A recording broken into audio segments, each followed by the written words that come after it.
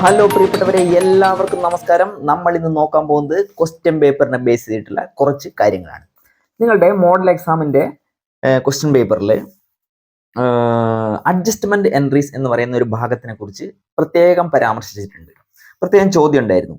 അതായത് 20ാമത്തെ ചോദ്യം, അത് 4 മാർക്കിന്റെ ചോദ്യമാണ്.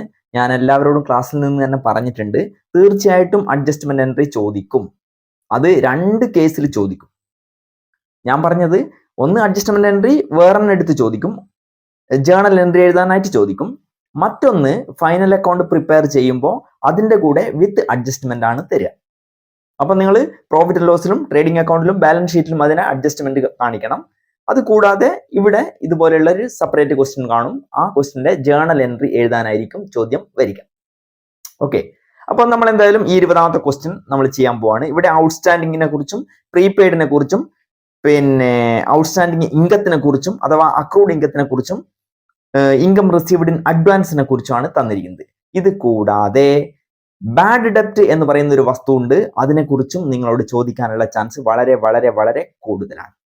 ഓക്കെ, അപ്പൊ നിങ്ങൾ ആ ബാഡ് ഡെപ്റ്റിനെ കുറിച്ചും കൂടെ ഇന്നത്തെ ക്ലാസ്സിൽ പഠിക്കും. നമുക്ക് ഫസ്റ്റ് ഔട്ട്സ്റ്റാൻഡിങ്ങിനെ കുറിച്ച് നോക്കാം.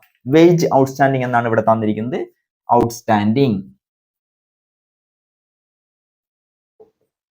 ഔട്ട്സ്റ്റാൻഡിങ് എന്ന് പറഞ്ഞു കഴിഞ്ഞാൽ ഡ്യൂ ബട്ട് നോട്ട് പെയ്ഡ് എന്നാണ് അർത്ഥം. ബ്രാക്കറ്റിൽ ഞാൻ അത് എഴുതാം, ഡ്യൂ ബട്ട് നോട്ട് പെയ്ഡ്. സമയമായിട്ടുണ്ട്, കൊടുത്തിട്ടില്ല. ഓക്കെ, ഇതിന്റെ ജേണൽ എൻട്രി വരിക എങ്ങനെയാണെന്ന് വെച്ച് കഴിഞ്ഞാൽ, അതിനു മുന്നേ ഞാൻ 1-2 കാര്യങ്ങൾ പറയട്ടെ, അതിനുശേഷം നമുക്ക് ജേണൽ എൻട്രിയിലേക്ക് കടക്കാം. ഇത് കൊടുക്കാനുണ്ട്, കൊടുത്തിട്ടില്ല എന്ന് പറഞ്ഞു കഴിഞ്ഞാൽ കറണ്ട് ലാബിലിറ്റി ആണ്. എന്താണ് കറണ്ട് ലാബിലിറ്റി? എങ്ങനെയാണ് അത് കറണ്ട് ലാബിലിറ്റി ആകുന്നത്? നിങ്ങളൊരു വ്യക്തിക്ക് ജോലി ചെയ്ത പൈസ കൊടുക്കാനുണ്ട്. ഓക്കെ, ഒരു വ്യക്തിയുടെ സാലറി ഒരു 5,000 റുപ്പീസ് ആണെന്ന് വിചാരിക്കുക, പെർ മന്ത് ആണേ. അങ്ങനെ അവൻ ഒരു വർഷം കംപ്ലീറ്റ് നമ്മളെ അടുത്ത് ജോലി ചെയ്തു, അതായത് 12 മാസവും ജോലി ചെയ്തു. എന്നിട്ട് നമ്മൾ അവന് കൊടുത്ത പൈസ ഒരു 50,000 രൂപയാണ് ടോട്ടൽ സാലറി ആയിട്ട് കൊടുത്തത് എന്ന് വിചാരിക്കുക. ഓക്കെ, 5,000 രൂപ 12 മാസത്തേക്ക് വെച്ച് കണക്ക് കൂട്ടി കഴിഞ്ഞാൽ 50,000 അല്ല ഉണ്ടാകുക, 12×5 60,000 രൂപ ഉണ്ടാവും. ഇതാണ് ആക്ച്വലി കൊടുക്കേണ്ട പൈസ. പക്ഷെ നമ്മൾ എത്രയേ കൊടുത്തിട്ടുള്ളൂ? ഇത്രയേ കൊടുത്തിട്ടുള്ളൂ. ഇവിടെ ഒരു 10,000 ഡിഫറൻസ് ഉണ്ട്. ഇതിനെയാണ് നമ്മൾ ഡ്യൂ ബട്ട് നോട്ട് പെയ്ഡ്, കൊടുക്കേണ്ടതായിരുന്നു പക്ഷെ കൊടുത്തിട്ടില്ല എന്ന് പറയുന്നത്. മനസ്സിലായിട്ടുണ്ടോ സംഗതി? അപ്പോൾ ഇത് നമ്മളെ സംബന്ധിച്ചിടത്തോളം കറണ്ട് ലാബിലിറ്റി ആയിട്ടുള്ള ഐറ്റാണ്. ഇങ്ങനെ ഒരു ജേണൽ എൻട്രി വന്നു കഴിഞ്ഞാൽ ഇവിടെ നിങ്ങൾ പേ ചെയ്തതിന്റെ journal entry salary account DR എത്ര? 60. നിങ്ങൾ എത്ര കൊടുത്ത്? 50,000 അല്ലെ? 50,000 ആണ് കൊടുത്തത്. 50,000 ടു ക്യാഷ് 50,000. ഇതെല്ലാവർക്കും അറിയാം, ഇത് ഞാൻ പ്രത്യേകിച്ച് പറയേണ്ട കാര്യമില്ല, അത് നമുക്ക് അറിയുന്നതാ. ഇവിടെ പേ ചെയ്തത് 50,000 ആണ്. ഇനി പേ ചെയ്യാത്ത 10,000 ഉണ്ടല്ലോ, അതിന്റെ ജേണൽ എൻട്രിയാണ് നമുക്ക് അറിയേണ്ടത്. അതെങ്ങനെയാണ് എന്നാണ് ഇവിടെ നമ്മളോട് ക്വസ്റ്റ്യനിൽ ചോദിച്ചിരിക്കുന്നത്. അപ്പോൾ നിങ്ങൾ എന്ത് ചെയ്യണം? Salary account DR to outstanding salary. Okay, അപ്പോൾ ഇവിടെ എന്തുണ്ട്? 10,000 വരും, ഇവിടെ 10,000 വരും. ആരും സംശയിക്കൊന്നും ചെയ്യരുത്. ഇവിടെ സാലറി എന്ന് പറഞ്ഞു കഴിഞ്ഞാൽ ടോട്ടൽ കൊടുത്തല്ലേ വരേണ്ടത് എന്നുള്ളത്. സാലറി എന്ന് പറഞ്ഞു കഴിഞ്ഞാൽ ടോട്ടൽ കൊടുത്ത് തന്നെയാണ് ഇവിടെ ആക്ച്വലി വന്നിരിക്കുന്നത്. ഇവിടെ സാലറി 50,000 കൊടുത്തു, ഇവിടെ സാലറി 10,000 കാണിച്ചു, അപ്പൊ ടോട്ടൽ 60,000 വന്നു. ടു എന്ന് പറഞ്ഞിട്ട് ക്യാഷ് 50,000 കയ്യിൽ നിന്ന് പോയത് അത് മാത്രമല്ലേ ഉള്ളൂ, അതുകൊണ്ടാണ് ടു ക്യാഷ് വന്നത്. ഇനി ഇവിടെ ടു ഔട്ട്സ്റ്റാൻഡിങ് സാലറി എന്ന് മറ്റൊരു 10,000 വേറെ ഉണ്ട്. ആക്ച്വലി ഈ ജേണൽ എൻട്രി എങ്ങനെയാ വന്നിരിക്കുന്നത്? സാലറി അക്കൗണ്ട് ഡെറ്റർ 60,000, അതായത് 50,000 ഇവിടെ ഉള്ളൂ, 10,000 ഇവിടെ ഉള്ളൂ. അപ്പൊ സാലറി അക്കൗണ്ട് ഡെറ്റർ 60,000 എഴുതാലോ നമുക്ക്. ടു ഈ 2 ടു എഴുതണം. അതിൽ ടു ക്യാഷ് ആയിട്ട് പോയത് 50,000, ബാക്കി outstanding salary, to outstanding salary എന്ന് കാണിക്കുക. അപ്പൊ ഇങ്ങനെ വരുമ്പോൾ പ്രോഫിറ്റ് ആൻഡ് ലോസിലും ബാലൻസ് ഷീറ്റിലും ഇത് നമുക്ക് കാണിക്കേണ്ടതായിട്ട് വരും. എങ്ങനെ വരിക? പ്രോഫിറ്റ് ലോസിൽ നിങ്ങൾ ഇൻഡയറക്റ്റ് എക്സ്പെൻസ് എന്നുള്ള ഹെഡിങ് ഉണ്ടാവുമല്ലോ അല്ലേ? അതിൻ്റെ അടിയിൽ സാലറി എന്നും പറഞ്ഞിട്ട് ഈ കൊടുത്ത 50,000 ജസ്റ്റ് അവിടെ എഴുതുക. എന്നിട്ട് ആഡ് ഔട്ട്സ്റ്റാൻഡിങ് സാലറി എന്നും പറഞ്ഞിട്ട്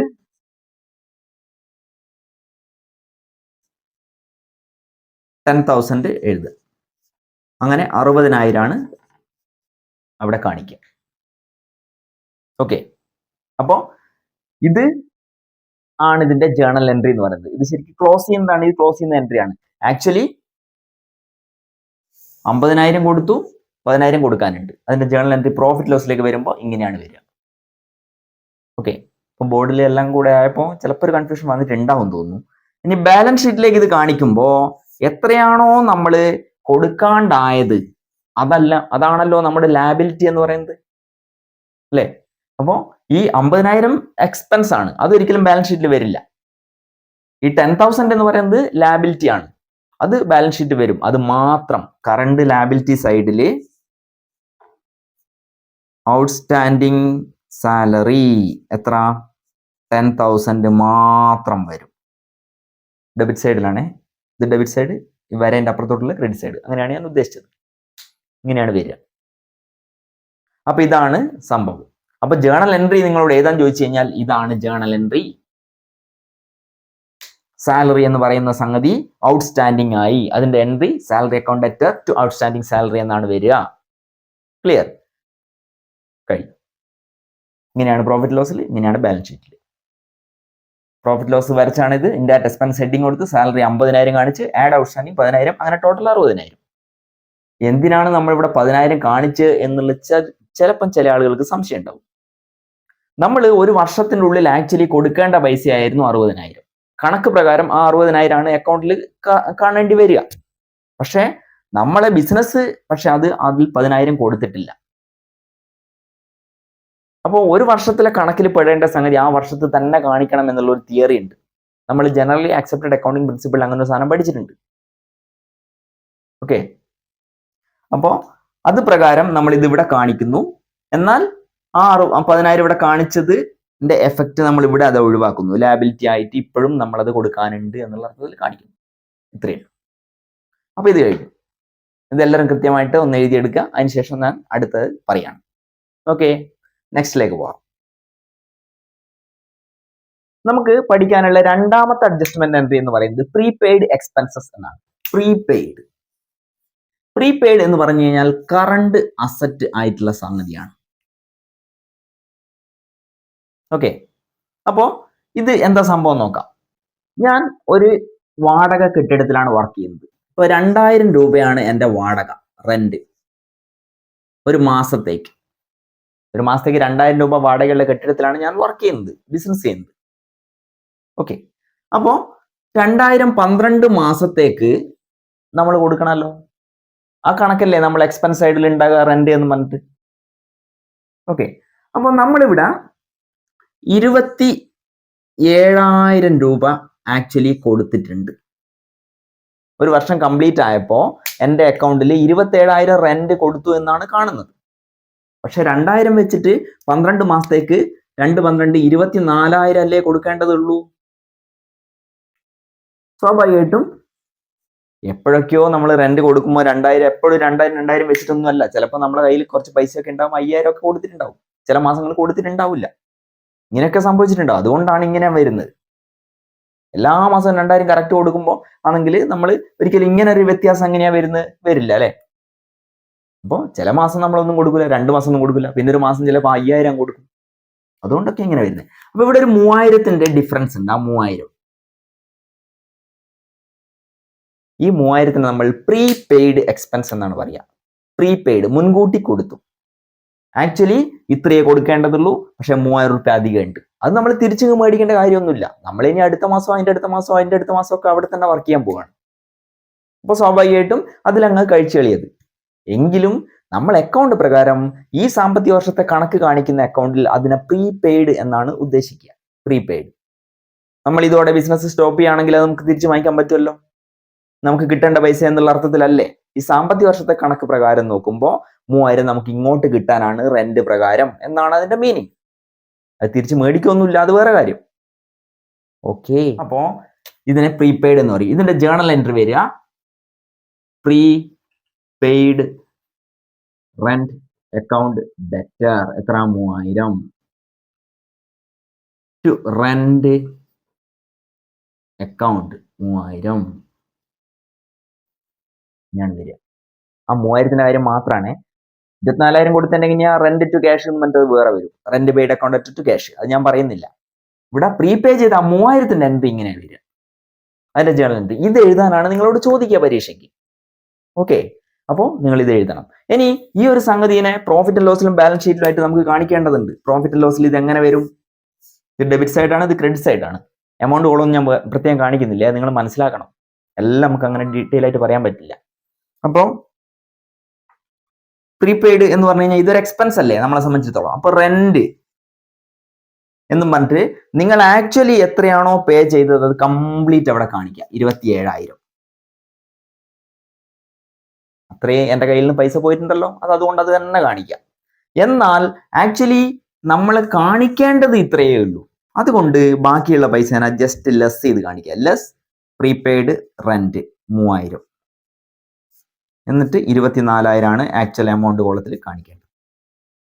അപ്പൊ നിങ്ങൾക്ക് തോന്നും നമ്മൾ ഇത്രയും പേ ചെയ്തതാണ് 3000 ഉൾപ്പെടെ 27,000 കൊടുത്താണ്, എന്നിട്ട് 24,000 കൊടുത്തിട്ടുള്ളൂ എന്ന് കാണിക്കുമ്പോൾ അത് നഷ്ടമല്ലേ? നമുക്ക് കൊടുത്ത പൈസ കാണിക്കാത്തൊരവസ്ഥയല്ലേ ഇവിടെ വന്നത് എന്ന് തോന്നാം. പക്ഷെ ആ പ്രശ്നം നമ്മൾ പരിഹരിക്കും. നമുക്ക് ഇത്രയും കിട്ടാനുണ്ട് എന്നുള്ളത് നമ്മൾ വേറെ സ്ഥലത്ത് ചെയ്യാൻ പോവാണ്. ബാലൻസ് ഷീറ്റിൽ അത്ര കിട്ടാനുണ്ട് എന്ന് നമ്മൾ കാണിക്കും. ബാലൻസ് ഷീറ്റ് ഇങ്ങനെ വരക്കുമ്പോൾ കറണ്ട് അസറ്റ് സൈഡിൽ പ്രീ പെയ്ഡ് റെന്റ് 3,000 എന്ന് നമ്മൾ എഴുതി കാണിക്കും. ഇത് കിട്ടാനുണ്ട് എന്നാണ്. അപ്പോൾ ഇവിടെ 24,000 ആയി പോയത് കൊണ്ട് നമ്മളെ 3000 കാണുന്നില്ലാലും കണക്കില്ല എന്നുള്ളൊരു ഡൗട്ട് നിങ്ങൾ പോയല്ലോ, പ്രശ്നം തീർന്നല്ലോ. ഇവിടെ കിട്ടാനുണ്ട് എന്ന് കാണിച്ചല്ലോ. ഓക്കെ, അപ്പൊ ഇങ്ങനെയാണ് എൻട്രി വരിക. ഇന്നൊരു ക്ലോസിംഗ് എൻട്രി ഒക്കെ ഉണ്ട്. അതായത് ഇത് പ്രോഫിറ്റ് ലോസിലേക്ക് വരുമ്പോൾ അതെങ്ങനെയാണ് വരുന്നത് എന്നുള്ളതിന്റെ ഒരു ജേണൽ എൻട്രി ഒക്കെ ഉണ്ട്. അതൊന്നും ഞാൻ തൽക്കാലം പറയുന്നില്ല. നിങ്ങൾ പരീക്ഷയ്ക്ക് ഇതാണ് നിങ്ങളോട് എഴുതാൻ ചോദിക്കുക, അപ്പൊ അത് എഴുതിയാൽ മതി. ഓക്കെ, ഇതിനെ നമുക്ക് ജേണൽ എൻട്രി ആക്കി ഒക്കെ മാറ്റാം.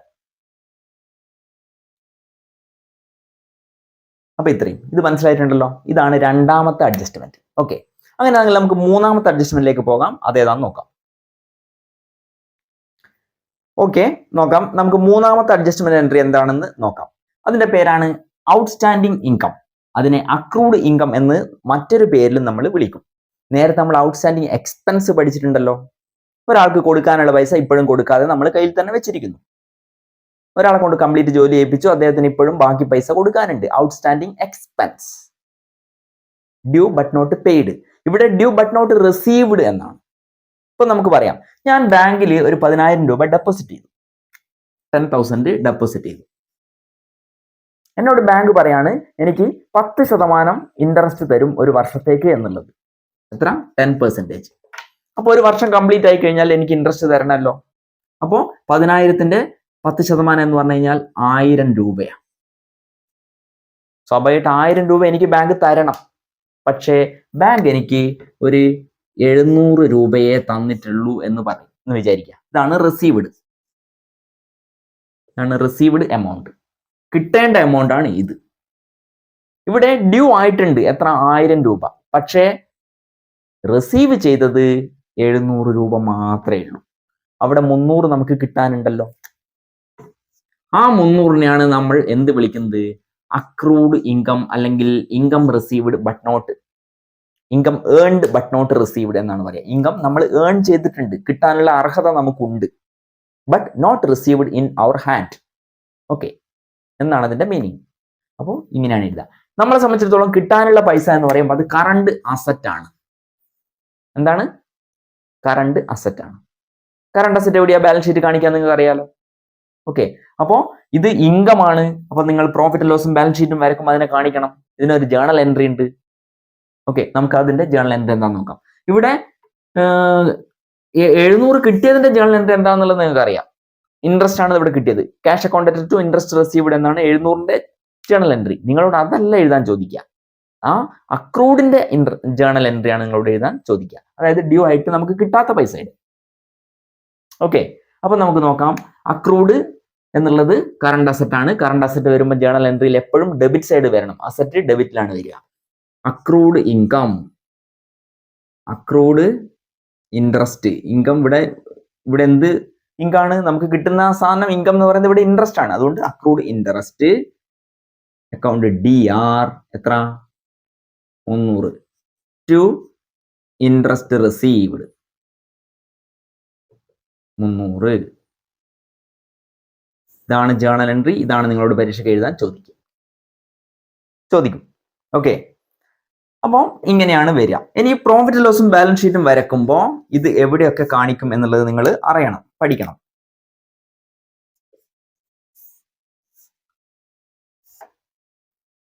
ഇത് പ്രോഫിറ്റ് ആൻഡ് ലോസ് ആണ്, ഇത് ബാലൻസ് ഷീറ്റ് ആണ്. പ്രോഫിറ്റ് ആൻഡ് ലോസിൽ ഇത് ഇൻകം ആണല്ലോ. അപ്പോൾ ഇൻകം സൈഡിൽ ഇൻഡയറക്റ്റ് ഇൻകം സൈഡിൽ നിങ്ങൾ എന്ത് ചെയ്യണം? നിങ്ങൾ ഇൻട്രസ്റ്റ് റിസീവ്ഡ് എന്നുള്ള സംഗതി നമുക്ക് 700 രൂപ എഴുതണം.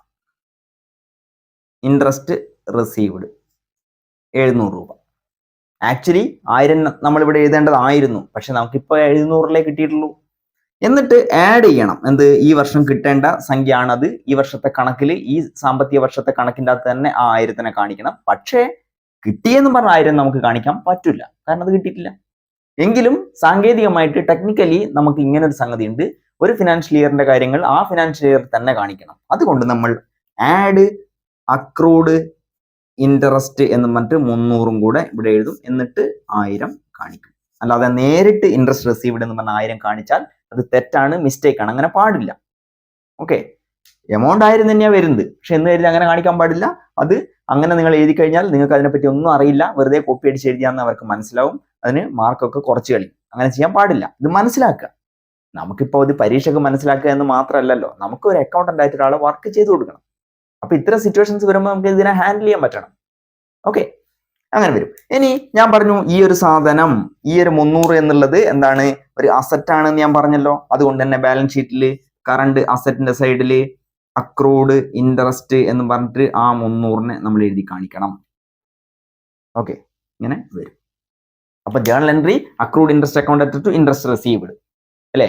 കിട്ടുന്നതാണെങ്കിൽ cash account to interest received എന്നായിരുന്നു എഴുതുക. കിട്ടാത്തത് കൊണ്ടാണ് ഈ അക്രൂഡ് ഇൻട്രസ്റ്റ് എന്നുള്ളതിന് ഡെബിറ്റ് വരിക. അത് ഡെബിറ്റ് തന്നെയാണ് വരിക. ബിക്കോസ് കിട്ടാനുണ്ടായിട്ടും കിട്ടിയിട്ടില്ല എന്ന് പറയുമ്പോൾ അതൊരു അസറ്റ് ആയിട്ടാണ്. അസറ്റിന് എപ്പോഴും ഡെബിറ്റ് ബാലൻസ് ആണ് വരിക. അങ്ങനെയാണ് അക്രൂഡ് ഇൻട്രസ്റ്റിന് ഡെബിറ്റും ടു ഇൻട്രസ്റ്റ് റിസീവ്ഡിന് ക്രെഡിറ്റും. അത് പ്രോഫിറ്റ് ലോസിന് ഇങ്ങനെ കാണിക്കും. ഇൻട്രസ്റ്റ് റിസീവ് ചെയ്ത് 700, കിട്ടാതിരുന്നത് അതിനെ നമ്മൾ ആഡ് ചെയ്ത് സെപ്പറേറ്റ് തന്നെ കാണിക്കും. എന്നിട്ട് ടോട്ടൽ ചെയ്ത് 1000 കാണിക്കും. ഇനി അതിൽ 300 മാത്രമാണ് നമുക്ക് കിട്ടാനുള്ളത്. അതിനെ മാത്രമാണ് നമ്മൾ കറണ്ട് അസറ്റ് എന്ന് വിളിക്കുക. അതുകൊണ്ട് ബാലൻസ് ഷീറ്റിൽ കറണ്ട് അസറ്റിന്റെ സൈഡിൽ ആ 300 മാത്രം എഴുതാം. ഇവിടെ 1000 എഴുതി കഴിഞ്ഞാൽ അത് തെറ്റായിരിക്കും. കാരണം അത് ഇൻകം ആയിട്ടുള്ള 700 കൂടെ അതിലുണ്ട് എന്നാണ് അവിടെ വരിക. ഇൻകം കാണിക്കേണ്ട സൈഡ് ആ ബാലൻസ് ഷീറ്റ് അല്ല. അപ്പം ഇതാണ് കറക്റ്റ്. ഓക്കെ, ഇനി നമുക്ക് അടുത്തൊരു സാധനം ഉണ്ട്, അതിനെ കുറിച്ച് നോക്കാം. അതുകൊണ്ട് ഇതെല്ലാവരും കൃത്യമായിട്ട് എഴുതിയെടുക്കുക. ഞാൻ അടുത്ത് പറയാൻ പോവാണ്. അങ്ങനെയാണെങ്കിൽ നമുക്ക് അടുത്ത അഡ്ജസ്റ്റ്മെന്റിലേക്ക് പോകാം. Income received in advance. നമുക്ക് ഒരു ഇൻകം കൃത്യമായിട്ട് റെഗുലർ ആയിട്ട് ഇങ്ങനെ വന്നുകൊണ്ടിരിക്കുന്നുണ്ട്. ഓക്കെ, ഞാൻ ഒരു ഉദാഹരണം പറയാം. നമ്മൾ ഒരു കെട്ടിടം വാടകയ്ക്ക് കൊടുക്കുകയാണെന്ന് വിചാരിക്കുക. എന്തോ ഒരു ആവശ്യത്തിന്, ഒരു പർപ്പസിന് ഒരാൾക്ക് വാടകയ്ക്ക് കൊടുക്കുന്നു. 2000 രൂപയാണ് നമുക്ക് മാസത്തിൽ അദ്ദേഹം തരേണ്ടത്. ഓക്കെ, അങ്ങനെയാകുമ്പോൾ 12 മാസത്തേക്ക് അദ്ദേഹം തരേണ്ട പൈസ എന്ന് പറഞ്ഞു കഴിഞ്ഞാൽ 24,000 രൂപയാണ്. 24,000. ഓക്കെ, പക്ഷേ നമുക്ക് ഇതാണ് തരേണ്ടത്. ഓക്കെ, പക്ഷെ നമുക്ക് 27,000 രൂപ അദ്ദേഹം തന്നു എന്ന് വിചാരിക്കുക. നേരത്തെ നമ്മൾ അധികം കൊടുത്തുപോയി, പ്രീപെയ്ഡ് പറഞ്ഞില്ലേ, അതിന് ജസ്റ്റ് ഓപ്പോസിറ്റ് ആണിത്. നേരത്തെ അങ്ങോട്ട് അധികം കൊടുത്തു, ഇപ്പോൾ ഇത് ഇങ്ങോട്ട് അധികം വാങ്ങി വെക്കുന്നു. അങ്ങോട്ട് അധികം കൊടുത്തു കഴിഞ്ഞാൽ അത് തിരിച്ചും കിട്ടേണ്ട പൈസയാണ്, അസറ്റാണ്. ഓക്കെ, ഇവിടെ നമുക്ക് കിട്ടേണ്ട പൈസയിൽ കൂടുതൽ നമ്മൾ മേടിച്ചു കഴിഞ്ഞാൽ തിരിച്ചു കൊടുക്കേണ്ടതാണ്. അത് തിരിച്ചു കൊടുക്കാനും ബാധ്യതപ്പെട്ടതാണ്. അതുകൊണ്ട് അതിനെ ലാബിലിറ്റി എന്ന് വിളിക്കും. അപ്പം 27,000 രൂപ നമ്മൾ മേടിച്ചു. ഇവിടെ ഒരു 3,000 രൂപയുടെ ഡിഫറൻസ് ഉണ്ട്. ഈ 3,000-നെയാണ് നമ്മൾ എന്ത് വിളിക്കുക? ഇൻകം റിസീവ്ഡ് ഇൻ അഡ്വാൻസ് എന്ന് വിളിക്കുക. Okay, income received in advance അത് ഒരു കറണ്ട് ലാബിലിറ്റി ആണ്. കറണ്ട് ലാബിലിറ്റി എന്തുകൊണ്ടാണ് ലാബിലിറ്റി ആകുന്നത്? ഈ വർഷത്തെ കണക്ക് പ്രകാരം 3,000 രൂപ നമ്മൾ അധികമായിട്ട് അദ്ദേഹത്തിൻ്റെ അടുത്ത് റെന്റ് ആയിട്ട് കളക്ട് ചെയ്തിട്ടുണ്ട്. It is not our cash അല്ലേ? അത് നമ്മൾ നിയമപ്രകാരം നോക്കുമ്പോൾ തിരിച്ചു കൊടുക്കേണ്ട പൈസയാണ്. ഞാൻ നേരത്തെ പറഞ്ഞു ഇതൊന്നും തിരിച്ചു കൊടുക്കില്ല, കാരണം നമ്മളതിൽ ഇങ്ങനെ അദ്ദേഹത്തിന് ആ ബിൽഡിങ്ങിൽ ഇങ്ങനെ അദ്ദേഹം വർക്ക് ചെയ്യും, അതിങ്ങനെ അടുത്ത മാസം എല്ലാം തന്നുകൊണ്ടിരിക്കും. അപ്പൊ അടുത്ത 2 മാസം 2.5 മാസത്തേക്ക് അദ്ദേഹം ഇനി റെന്റ് തന്നിട്ടില്ലെങ്കിലും കുഴപ്പമൊന്നുമില്ല, ആ പൈസ നമ്മളെ കയ്യിലുണ്ട് എന്നാണ് അതിന്റെ മീനിങ്. ഓക്കെ, അപ്പൊ ഇങ്ങനെയാണ് വരിക. ഇനി ഇത് ഞാൻ പറഞ്ഞ കറണ്ട് ലാബിലിറ്റി ആണ് എന്നുള്ളത്. അപ്പൊ സ്വാഭാവികമായിട്ടും ഈ ഇൻകം റിസീവ്ഡ് ഇൻ അഡ്വാൻസ് എന്നുള്ളതിന് ക്രെഡിറ്റ് ആണ് ചെയ്യുക, ലാബിലിറ്റി ആയതുകൊണ്ട് ക്രെഡിറ്റ് ആണ് ചെയ്യുക. To rent received in advance എത്ര? 3000. ഡെബിറ്റ് എന്താ വരിക? റെന്റ് റിസീവ്ഡ്, അതായത് റെന്റ് റിസീവ്ഡ് ചെയ്ത 3000. ഇവിടെ ആക്ച്വലി റെന്റ് റിസീവ് ചെയ്തത് ഇതിന്റെ മാത്രം ഈ റിസീവ്ഡ് ഇൻ അഡ്വാൻസിന്റെ എൻട്രി മാത്രമാണ് ഇത്. ആക്ച്വലി റെന്റ് എത്ര റിസീവ് ചെയ്തിട്ടുണ്ട് നിങ്ങൾ ശരിക്കും എഴുതാണ് 27,000 എഴുതണം. മനസ്സിലായിക്കോ പറഞ്ഞേ? ഇവിടെ അഡ്വാൻസ് ആയിട്ട് റിസീവ് ചെയ്തതിന്റെ എൻട്രി ആണ്, അതിൽ rent received 3000 to rent received in advance 3000 എന്നാണ് എഴുതിയത്. ഇനി നിങ്ങൾക്ക് 24,000 കിട്ടിയിട്ടുണ്ടല്ലോ, അതിന്റെ ജേണൽ എൻട്രി എഴുതുകയാണെങ്കിൽ നിങ്ങൾ എന്ത് ചെയ്യണം? Cash account debit to interest received. അപ്പൊ ഇവിടെ 24,000 ഇവിടെ ക്യാഷ് കിട്ടി ടു ഇൻട്രസ്റ്റ് റിസീവ്ഡ്. ഇവിടെ 24,000 ഇങ്ങനെ ഉണ്ട്,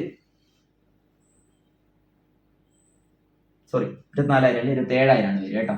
27,000 ആണ് വരിക. കാരണം എന്താ, നമുക്ക് എത്ര കിട്ടുന്നുണ്ട് ക്യാഷ് ആയിട്ട്? 27,000 കയ്യിലോട്ട് വരുന്നില്ലേ അല്ലെ? എന്നോട് ഫിഗർ മാറി എഴുതി പോയതാണ്. 27,000 കിട്ടുന്നില്ലേ?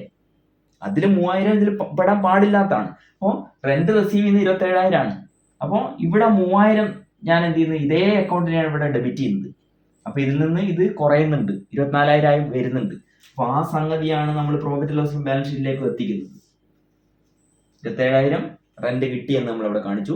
പക്ഷെ അതേ കിട്ടിയ റെന്റ് അതിനെ ഡെബിറ്റ് ചെയ്യുന്നു. അപ്പോൾ ഓട്ടോമാറ്റിക്കലി ക്രെഡിറ്റ് ചെയ്തൊരു സാധനത്തിന് ഡെബിറ്റ് ചെയ്യുമ്പോൾ അത്രയും പൈസ നിന്ന് പോയി എന്നാണ് മീൻ ചെയ്യുക. നോക്കിക്കോ, അപ്പൊ ഇവിടെ ഇൻകം അല്ലേ, ഇൻഡയറക്റ്റ് ഇൻകം സൈഡിൽ എത്ര total? Rent received 27,000 less advance rent 3000, എന്നിട്ട് നമ്മൾ 24,000 ഇങ്ങനെ കാണിക്കണം. ഇതാണ് കറക്റ്റ് പ്രോഫിറ്റ് ലോസ് ഇങ്ങനെ വരിക. ഇൻഡയറക്റ്റ് ഇൻകം എന്നുള്ള സൈഡിൽ റെന്റ് റിസീവ്ഡ് 27,000 നമ്മൾ മേടിച്ചിട്ടുണ്ട്, അതിൽ 3000 ഈ വർഷത്തെ അല്ല, അതുകൊണ്ട് സോ അത് ലെസ് ചെയ്യണം. ലെസ് അഡ്വാൻസ് റെന്റ്, അതിന് അഡ്വാൻസ് റെന്റ് എന്നാണ് നമ്മൾ വിളിക്കുക. 3000 കുറയ്ക്കുന്നു. ആക്ച്വലി നമ്മൾ ഈ വർഷം കാണിക്കേണ്ട റെന്റ് റിസീവ്ഡ് 24,000 ആണ്, അതവിടെ കാണിക്കുന്നു. ഓക്കെ, ഇനി ബാലൻസ് ഷീറ്റ് വരക്കുമ്പോ എന്താ വരിക? ഇനി ഇതിനെ നോക്കണ്ട നിങ്ങൾ, ഞാൻ ഈ എഴുതിയതിൻ്റെ ഉള്ളിൽ എഴുതുന്നത് നോക്കിയാൽ മതി. നമുക്ക് അധികമായിട്ട് മേടിച്ച് വെച്ച പൈസ അല്ലേ 3000, അത് കറണ്ട് ലാബിലിറ്റി എന്നുള്ള സംഗതിയാണ്. കറണ്ട് ലാബിലിറ്റി എവിടെ വരും? കറണ്ട് ലാബിലിറ്റിയിൽ അഡ്വാൻസ് റെന്റ് എന്ന് പറഞ്ഞിട്ട് നിങ്ങൾ 3000 ഇവിടെ എഴുതണം. അഡ്വാൻസ് റെന്റ് ഈ കറുപ്പ് മഷിയുള്ളത് ഇതിന്റെ ഭാഗമാണ്. ഇത് ബാലൻസ് ഷീറ്റ് വരച്ച എവിടെയാണ്? കറണ്ട് ലാബിലിറ്റിയിൽ അഡ്വാൻസ് റെന്റ് മറ്റും 3000 എഴുതണം. ഇങ്ങനെയാണ് തരിക. അപ്പോൾ ഇതാണ് എന്ത്? ഇതിന്റെ ജേണൽ എൻട്രി. ഇത് നമ്മളെ സംബന്ധിച്ചിടത്തോളം ലാബിലിറ്റി ആണ്. കിട്ടാനുള്ളതിന് കൂടുതൽ കിട്ടിക്കഴിഞ്ഞാൽ അത് ബാധ്യതയാണ്. കൊടുക്കാനുള്ളതിൽ കൂടുതൽ കൊടുത്തു കഴിഞ്ഞാൽ തിരിച്ചു കിട്ടേണ്ടതാണ്. തിരിച്ചു കിട്ടാനുണ്ടാവുമ്പോൾ അതിന് അസറ്റ് എന്നും തിരിച്ചു കൊടുക്കാനുണ്ടാവുമ്പോൾ അതിന് ലാബിലിറ്റി എന്നാണ് വിളിക്കുക. ഇങ്ങനെ കോമൺ സെൻസ് ഉപയോഗിച്ചിട്ട് നിങ്ങൾ ഇതിനെ മനസ്സിലാക്കി കഴിഞ്ഞാൽ നിങ്ങൾക്ക് എളുപ്പം ചെയ്യാൻ പറ്റും. ഇത്രയും ഞാൻ പറഞ്ഞ കാര്യം മനസ്സിലായിട്ടുണ്ടെന്ന് വിചാരിക്കുന്നു. അപ്പോൾ ഈ അഡ്ജസ്റ്റ്മെന്റ് ഇവിടെ നിർത്തുകയാണ്. ഇനി ഞാൻ പറയാൻ പോകുന്നത് മറ്റൊരു സാധനമാണ് ബാഡ് ഡെപ്റ്റ്. വെരി ഇമ്പോർട്ടൻ്റ് ആണ്. ഇത് 4 ചോദിക്കും, അറിയണം. ഇനി പറയാൻ പോകുന്ന സംഗതിയും അറിയണം. ഓക്കെ, അപ്പോൾ എഴുതിയെടുത്തോ, ഞാൻ ഇത് മാറ്റാൻ പോവാണ്. ഓക്കെ, നമുക്കിവിടെ അടുത്ത അഡ്ജസ്റ്റ്മെന്റ് എന്താണെന്ന് നോക്കാം. കിട്ടാക്കട. അതിനെയാണ് ബാഡ് ഡെപ്റ്റ് എന്ന് പറയുക. ബാഡ് മീൻസ് മോശം, ചീത്തയായത്, അല്ലെങ്കിൽ നമ്മളെ സംബന്ധിച്ചിടത്തോളം നമുക്ക് യാതൊരു ഗുണവും കിട്ടാത്തത് എന്ന് വെച്ചാൽ നമുക്ക് പാരയാവുന്നത് എന്നാണ് അതിന്റെ മീനിങ്. അപ്പോൾ ബാഡ് ഡെപ്റ്റ് എന്നുള്ളതിനെ കുറിച്ച് പറയാം. ബാഡ് ഡെപ്റ്റ് എന്ന് പറഞ്ഞു കഴിഞ്ഞാൽ നമ്മൾ സാധനം കടത്തിന് സെയിൽസ് നടത്തുന്നു, ആ തരാനുള്ള വ്യക്തിയെ, നമ്മൾ സാധനം കടത്തിന് സെയിൽസ് നടത്തുന്നു, അങ്ങനെ പൈസ നമുക്ക് തരാനുള്ള വ്യക്തിയെ നമ്മൾ ഡെറ്റർ, സൺട്രി ഡെറ്റർ എന്നാണ് വിളിക്കുക. സ്വാഭാവികമായിട്ടും അദ്ദേഹത്തിനോട് പറഞ്ഞിട്ടുണ്ടാവും ഇത്ര ദിവസത്തിനുള്ളിൽ ഇത്ര പൈസ, അല്ലെങ്കിൽ ഇത്ര ദിവസത്തിനുള്ളിൽ കംപ്ലീറ്റ് പൈസ തന്നോളണം. ചില കേസിൽ ഈ ചങ്ങായിമാര് നമ്മളെ പറ്റിക്കും, ഇടയ്ക്ക് ആ പൈസ കിട്ടാതെയാക്കും. നമ്മളെ സംബന്ധിച്ചിടത്തോളം അത് വലിയ നഷ്ടമാണ്. നമ്മൾ പൈസ കൊടുത്ത് മേടിച്ച സാധനം ഒരുത്തന് കടത്തിന് വിൽക്കുന്നു, ഓൻ പൈസയും തരാണ്ട് മുങ്ങുന്നു. ഓക്കെ, അപ്പൊ സ്വാഭാവികമായിട്ടും നമുക്ക് വലിയ ലോസ് സംഭവിക്കും. അപ്പൊ അതിനെയാണ് നമ്മൾ ബാഡ് ഡെറ്റ് എന്ന് പറയുക. ഇത് ഡെറ്ററുമായിട്ട് റിലേറ്റഡ് ആയിട്ടുള്ള ഒരു സാധനമാണ്, സൺട്രി ഡെറ്ററുമായിട്ട് റിലേറ്റഡ് ആയിട്ടുള്ള ഒരു സാധനമാണ്. നമ്മളെ സംബന്ധിച്ചിടത്തോളം ഇത് നഷ്ടമാണ്. ഓക്കെ, ഏത് ഡെറ്ററാണോ തരാത്തത്, അപ്പോൾ അവൻ തരാനുള്ള പൈസയിൽ അത് കുറച്ച് കളയേണ്ടി വരും, കാരണം ഇനി അത് കിട്ടില്ല. ഓക്കെ, അങ്ങനെ കാണിക്കേണ്ടി വരും. ഡെറ്റേഴ്സിന്റെ കൂട്ടത്തിൽ നിന്ന് അവന്റെ പൈസ അതിൽ നിന്ന് ലെസ് ചെയ്ത് കാണിക്കേണ്ടി വരും. നമുക്ക് നഷ്ടമാണ്, അതുകൊണ്ട് നഷ്ടത്തിന്റെ സൈഡിൽ അതിനെ കാണിക്കേണ്ടി വരും. അപ്പൊ ഇതാണ് സംഭവം. പക്ഷേ ഇത് നമ്മൾ ഇത്ര നേരവും പറഞ്ഞ പോലെ അല്ല. ഇത് ഒരു രണ്ട് സ്ഥലങ്ങളിൽ ഇതിനെ കാണാൻ പറ്റും. നിങ്ങൾ കണക്ക് ചെയ്യുമ്പോൾ ട്രയൽ ബാലൻസ് തരുമല്ലോ, TV ട്രയൽ ബാലൻസ്, അതിൻ്റെ ഉള്ളിൽ ഡെറ്റർ എന്ന് പറഞ്ഞിട്ട് ഒരു 500 രൂപ ഉണ്ട് എന്ന് വിചാരിക്കാം.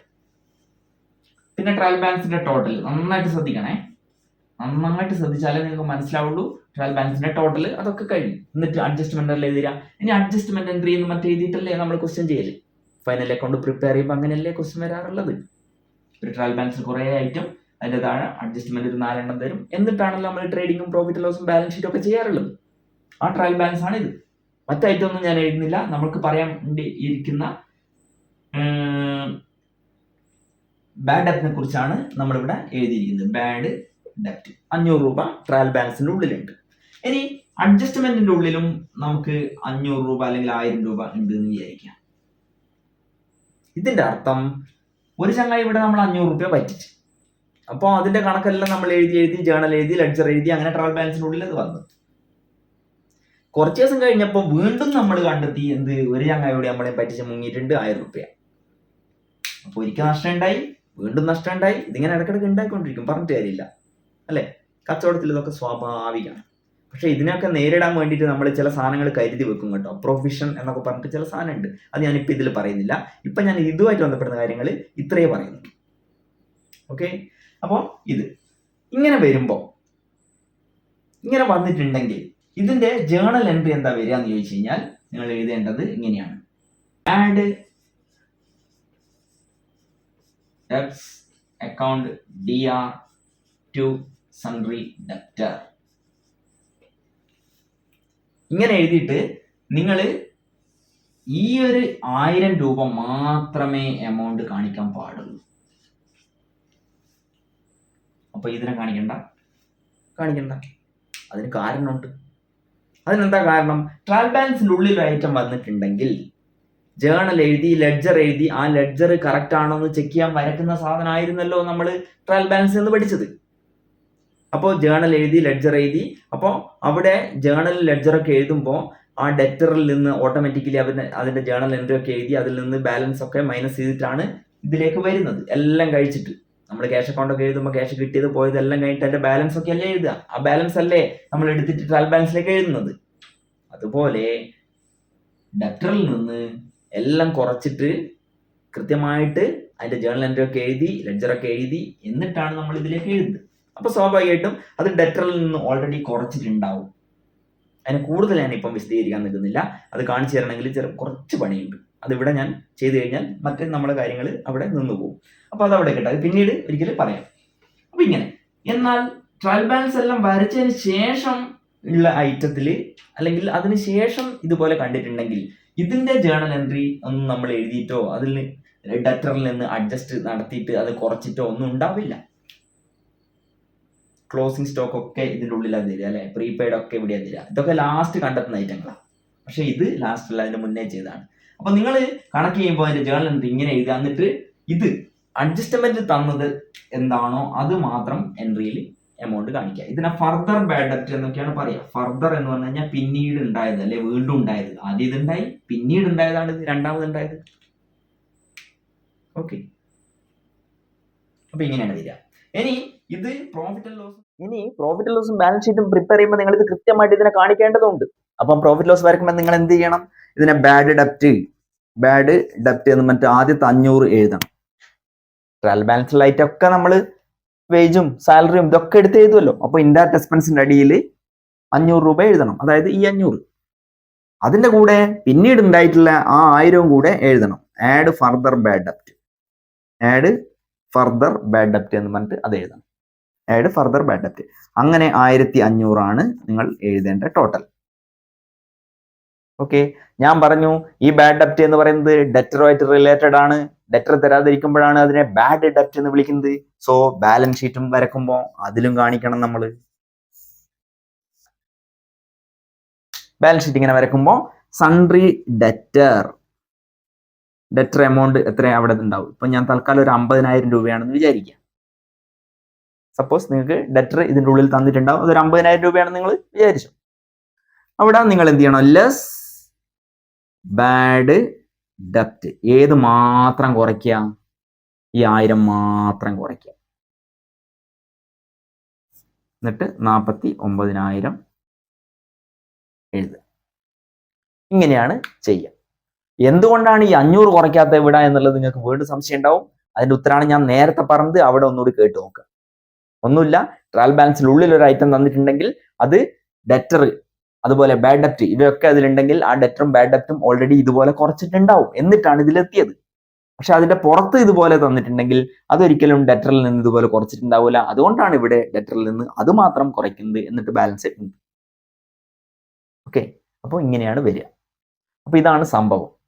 ഇതുപോലെ നിങ്ങൾ കൃത്യമായിട്ട് മനസ്സിലാക്കിയിട്ടുണ്ടാവണം. ജേണൽ എൻട്രി ഇങ്ങനെ വരും, 1000 എഴുതും, പ്രോഫിറ്റ് ലോസിൽ ഇങ്ങനെ വരും, ബാലൻസ് ഷീറ്റിൽ ഇങ്ങനെ വരും. ഓക്കെ, നിങ്ങളോട് എഴുതാൻ ചോദിക്കുക ഇതാണ്. ആക്ച്വലി നിങ്ങൾ അതാണ് പഠിക്കേണ്ടത്. പക്ഷേ അത് മാത്രം അറിഞ്ഞാൽ പോരാ, ഈ കാര്യങ്ങൾ അറിയണം. കണക്ക് ചെയ്യുമ്പോൾ ഇതെങ്ങാൻ ചോദിച്ചിട്ടുണ്ടെങ്കിൽ അല്ലേ, ചോദിച്ചിട്ടുണ്ടെങ്കിൽ എന്നല്ല, ഇത് ചോദിക്കും. ഇത് ബാലൻസ് ഷീറ്റ് പ്രിപ്പയർ ചെയ്യാൻ ഇത് ചോദിക്കും.